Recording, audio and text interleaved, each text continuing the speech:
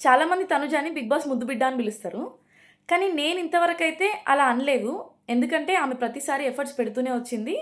ఆమె ఎఫర్ట్స్ పెట్టంది ఇన్ని రోజులు సర్వైవ్ అవ్వదు ఆ హౌస్‌లో. ఈ రోజు నుంచి అయితే బిగ్ బాస్‌లో ఫ్యామిలీ వీక్ స్టార్ట్ అయింది. అండ్ ఫ్యామిలీ వీక్ అయితే ప్రతి ఒక్క కంటెస్టెంట్‌కి చాలా ఇంపార్టెంట్.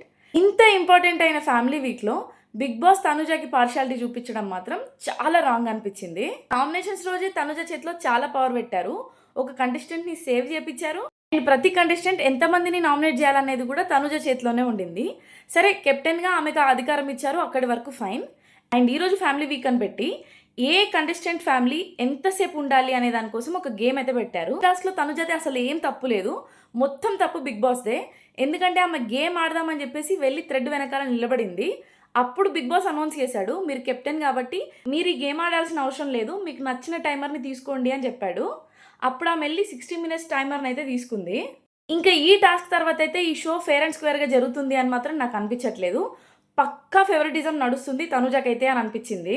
ఈ వీడియో చూస్తున్న వాళ్ళు మీరు తనుజ ఫ్యాన్స్ అయినా కూడా చెప్పండి. ఈ విషయంలో బిగ్ బాస్ చేసింది రైటా రాంగా?